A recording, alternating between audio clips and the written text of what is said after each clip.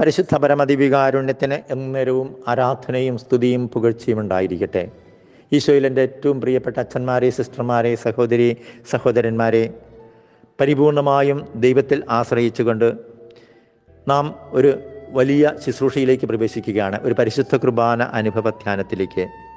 ദൈവം അനുവദിച്ചാൽ ഏതാണ്ട് 50 ദിവസം നീണ്ടു നിൽക്കുന്ന ഒരു ആത്മീയ യാത്രയായി നമുക്കിതിനെ മാറ്റാൻ കഴിയും.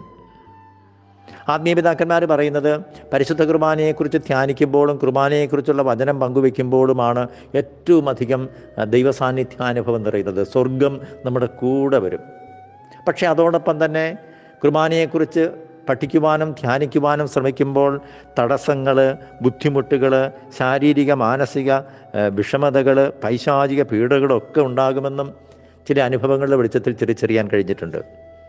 ഈ ആത്മീയ യാത്ര പൂർത്തിയാക്കാനുള്ള കൃപയ്ക്കായിട്ട് വചനം കേൾക്കുന്ന നാം ഓരോരുത്തരെയും പൂർണ്ണമായും ദൈവത്തിനു മുമ്പിൽ നമുക്ക് സമർപ്പിക്കാം. ഈശോയുടെ തിരുഹൃദയത്തിലേക്കും മറിയത്തിൻ്റെ വിമല ഹൃദയത്തിലേക്കും ഈ ബലഹീനനായ എന്നെയും ഈ മക്കൾ ഓരോരുത്തരെയും ഈശോയെ സ്നേഹത്തോടെ ചേർത്ത് വയ്ക്കുന്നു. അമ്മേ മാതാവേ, ഞങ്ങളെ കാത്തുകൊള്ളണമേ.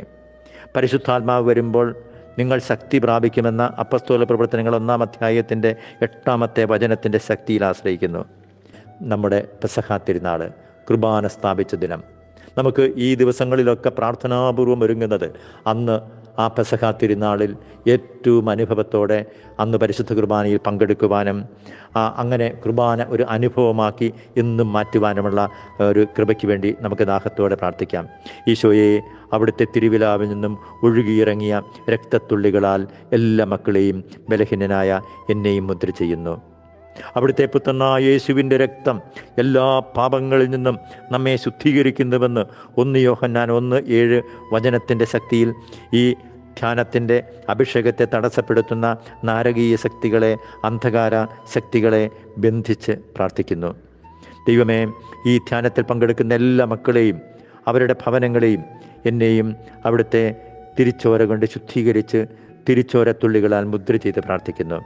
പരിശുദ്ധ അമ്മയുടെയും വിശുദ്ധ യൗസേപ്പ് പിതാവിൻ്റെയും സ്വർഗത്തിലെ എല്ലാ വിശുദ്ധരുടെയും വളരെ പ്രത്യേകമായ വിശുദ്ധ കൊച്ചു ത്രേസ്യ പുണ്യവതിയുടെയും വിശുദ്ധ ജോൺ പോൾ പാപ്പായുടെയും മദർ തെരേസയുടെയും വിശുദ്ധ ഗീവർഗീസ് സഹദായുടെയും മാധ്യസ്ഥ്യം നമുക്ക് യാചിക്കാം. സ്വർഗത്തിലെ മാലാഖമാരെ, നിങ്ങളെല്ലാം ഞങ്ങൾക്ക് വേണ്ടി ഈ ദിവസങ്ങളിൽ പ്രാർത്ഥിക്കണമേ. പ്രിയപ്പെട്ടവരെ, കഴിയുമെങ്കിൽ മുഖ്യദൂതനായ മിഖായേലിൻ്റെ പ്രാർത്ഥന ഈ ധ്യാനത്തിൻ്റെ ആരംഭത്തിലോ അവസാനത്തിലോ ചൊല്ലി എല്ലാ ദിവസവും മധ്യസ്ഥം യാചിക്കണമെന്നും സ്നേഹത്തോടു കൂടി ഞാൻ ഓർപ്പിക്കുന്നു. ഈശോയിൽ ഏറ്റവും പ്രിയപ്പെട്ടവരെ, ഈ ധ്യാനത്തെ 2 ഭാഗങ്ങളായി തിരിക്കുകയാണ്. 1-ാം ഭാഗത്ത് പരിശുദ്ധ കുർബാനയെക്കുറിച്ചുള്ള ചില ആമുഖ ചിന്തകൾ, സഭയുടെ പ്രബോധനങ്ങളുടെ വെളിച്ചത്തിലുള്ള താത്വികമായ ചില കാര്യങ്ങൾ. അല്പം മടുപ്പ് തോന്നും, പക്ഷേ അതില്ലെങ്കിൽ ഒരിക്കലും കുർബാനയെക്കുറിച്ച് നമുക്ക് മനസ്സിലാക്കാനായിട്ട് സാധിക്കുകയില്ല. 2-ാം ഭാഗത്ത് നമ്മൾ എന്നും കുർബാനയിൽ പങ്കെടുക്കുമ്പോൾ ആ കുർബാനയിലെ പ്രാർത്ഥനകളുടെ ദൈവശാസ്ത്രപരമായ ചില തലങ്ങൾ, പിന്നെ ആത്മീയ സൂചനകൾ, എങ്ങനെ അർത്ഥപൂർണ്ണമായിട്ട് അതിൽ പങ്കെടുക്കാം, ഇങ്ങനെയുള്ള കാര്യമാണ് പങ്കുവയ്ക്കുന്നത്. പ്രധാനമായിട്ടും സീറോ മലബാർ സഭയിലെ കുർബാനയിലെ പ്രാർത്ഥനകളായിരിക്കും നമ്മൾ വിശദീകരിക്കാനായിട്ട് ശ്രമിക്കുന്നത്.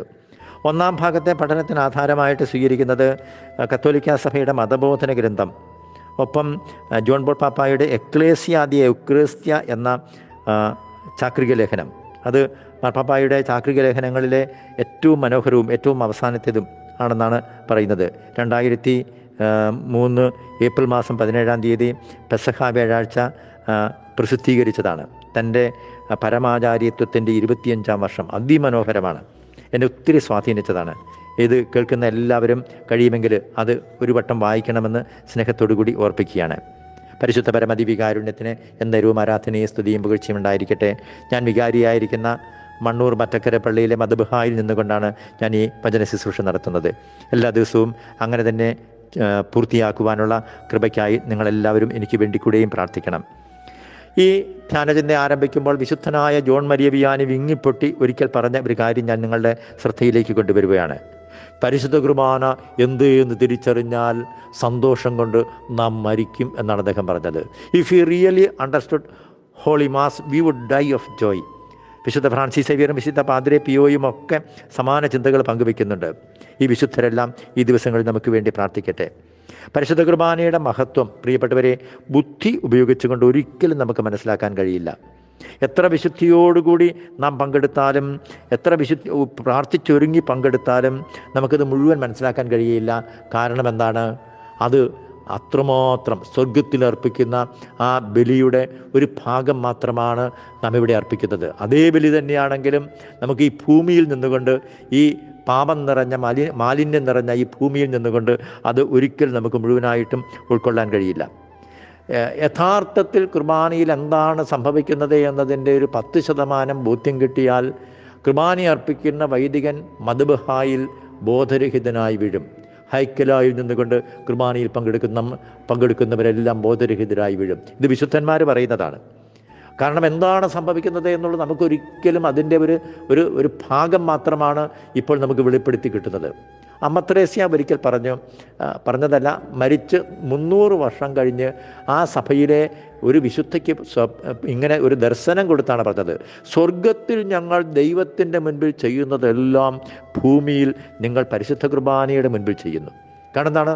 സ്വർഗത്തിൽ കോടാനുകോടി മാലാഹമാർ ഒന്നിച്ചു നിന്നുകൊണ്ട് പരിശുദ്ധൻ പരിശുദ്ധൻ പരിശുദ്ധൻ അങ്ങനെ ദൈവത്തെ പ്രകീർത്തിക്കുകയാണ്.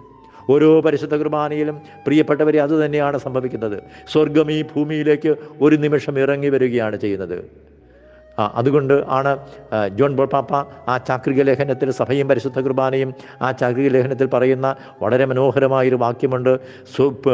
ഭൂമിയിൽ പ്രത്യക്ഷപ്പെടുന്ന സ്വർഗത്തിൻ്റെ ക്ഷണക്കാഴ്ചയാണ് പരിശുദ്ധ കുർബാന.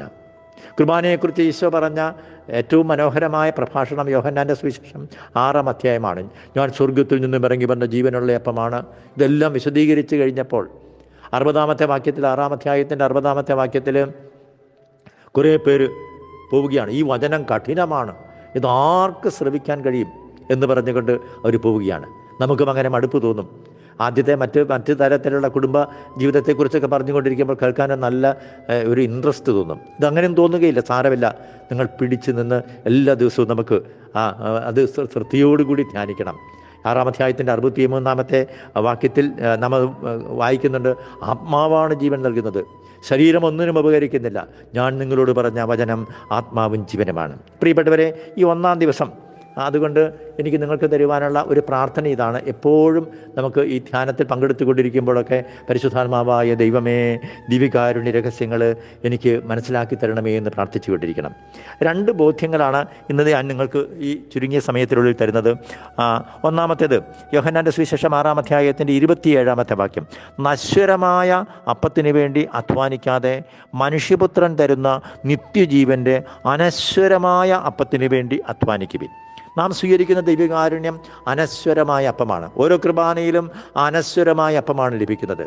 എനിക്ക് നിങ്ങളോട് പറയുവാനുള്ള ഒരു കാര്യം, എൻ്റെ ഉള്ളിൽ തട്ടി എന്നെ കേൾക്കുന്ന പ്രിയപ്പെട്ടവരോട് പറയുന്നു, അനശ്വരമായ അപ്പത്തിന് വേണ്ടി നാം അധ്വാനിച്ചാൽ നശ്വരമായ അപ്പം ദൈവം ക്രമീകരിച്ചു കൊള്ളും.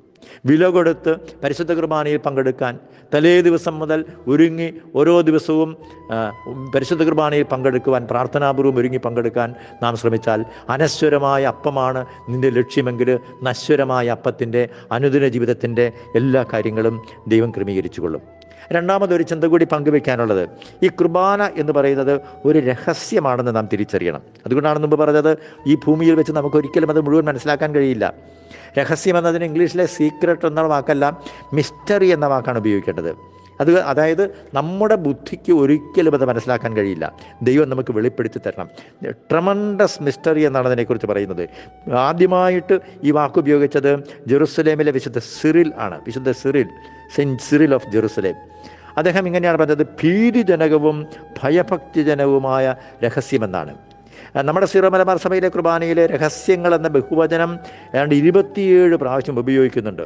പ്രിയപ്പെട്ടവരെ, നമ്മൾ സ്വർഗസ്ഥനായ പിതാവേ എന്ന പ്രാർത്ഥന ചൊല്ലിക്കഴിഞ്ഞിട്ട് ഞായറാഴ്ചകളിലും സാധാരണ തിരുനാളുകളിലും അച്ഛൻ ചൊല്ലുന്ന പ്രാർത്ഥന ഇതാണ്: ഞങ്ങളുടെ കർത്താവായ ദൈവമേ, മനുഷ്യവംശത്തിൻ്റെ നവീകരണത്തിനും രക്ഷയ്ക്കും വേണ്ടി അങ്ങയുടെ പ്രിയപുത്രൻ കാരുണ്യപൂർവ്വം നൽകിയ ദിവ്യരഹസ്യങ്ങളുടെ പരികർമ്മത്തിന് ബലഹീനരായ ഞങ്ങളെ ശക്തരാക്കണമേ, സകലത്തിൻ്റെയും നാഥ എന്നേക്കും. എപ്പോഴെങ്കിലും ഈ പ്രാർത്ഥന ശ്രമിക്കുമ്പോൾ, കാലം മാറി വരുമ്പോൾ അല്പസ്വല്പം വ്യത്യാസമുണ്ട് എങ്കിലും നമ്മൾ ഈ നോമ്പ് കാലത്ത് പ്രവേശിക്കുന്ന ഈ ദിവസവും ഏറ്റവും ദിവ്യരഹസ്യങ്ങളുടെ എന്ന വാക്ക് ആദ്യം തന്നെ ഉപയോഗിക്കുന്നുണ്ട്. അതുകൊണ്ട് അത് യഥായോഗ്യം പരികർമ്മം ചെയ്യുവാൻ ഞങ്ങളെ അനുഗ്രഹിക്കണമേ എന്ന് പറയുമ്പോൾ, നാളെ മുതൽ ആ പ്രാർത്ഥന, ആമുഖ പ്രാർത്ഥന കേൾക്കുമ്പോൾ, ഈ ദിവ്യരഹസ്യങ്ങളെന്ന് കുർബാനയ്ക്കകത്ത് കേൾക്കുമ്പോൾ ഈ ഒരു ഓർമ്മ നിങ്ങളുടെ ഉള്ളിലേക്ക് വരട്ടെ. നാം തിരിച്ചറിയണം, രഹസ്യം നമ്മുടെ സാധാരണ ഭാഷയിലുള്ള രഹസ്യം നമ്മൾ മനസ്സിലാക്കാൻ ശ്രമിക്കുമ്പോൾ ഓർക്കുക, സ്നേഹിതന്മാരോട് നമ്മൾ പലപ്പോഴും രഹസ്യം പറയാറുണ്ട്. അതുകൊണ്ട് ഈശോയുടെ സ്നേഹിതന്മാരായി മാറാനുള്ള ഒരു കൃപയ്ക്ക് വേണ്ടി നാം അപേക്ഷിക്കാം. അലസതയോടെ ഈ കുർബാനയെ പങ്കെടുത്ത നാളുകളെ ഓർത്ത് ഒരിക്കലും കുറ്റബോധമുണ്ടാകരുത്. മറിച്ച് കുറച്ചും കൂടി തീഷ്ണതയോടുകൂടി കുർബാനയിൽ പങ്കെടുക്കാനുള്ള ആഗ്രഹത്തിന് വേണ്ടി നമുക്ക് അപേക്ഷിക്കാം.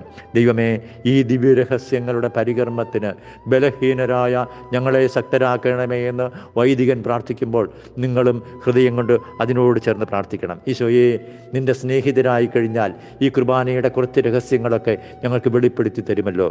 കർത്താവേ, സ്വർഗത്തിൽ നിന്നും അതിനുള്ള കൃപ ഞങ്ങൾക്ക് തരണമേ. എൻ്റെ പിതാവിനാൽ ആകർഷിക്കപ്പെടാതെ ആർക്കും എൻ്റെ അടുത്ത് വരാൻ കഴിയില്ല എന്നും, അതുകൊണ്ടാണ് പിതാവിൽ നിന്നും വരം ലഭിച്ചാലല്ലാതെ ആർക്കും എൻ്റെ അടുത്ത് വരാൻ കഴിയില്ല എന്നും യോഹന്നാൻ്റെ സുവിശേഷത്തിൽ 6-ാം അധ്യായത്തിൽ വായിക്കുന്ന ആ 2 വചനങ്ങളും ഒരിക്കൽ കൂടി ഓർത്തുകൊണ്ട്, കർത്താവേ, ഈ 1-ാം ദിവസം ഈ പരിശുദ്ധ കുർബാന അനുഭവ ധ്യാനത്തിലേക്ക് പ്രവേശിച്ചിരിക്കുന്ന എന്നെയും എല്ലാ മക്കളെയും ഒരിക്കൽ കൂടി അവിടുത്തെ പരിശുദ്ധ രക്തം കൊണ്ട് മുദ്ര ചെയ്യുന്നു.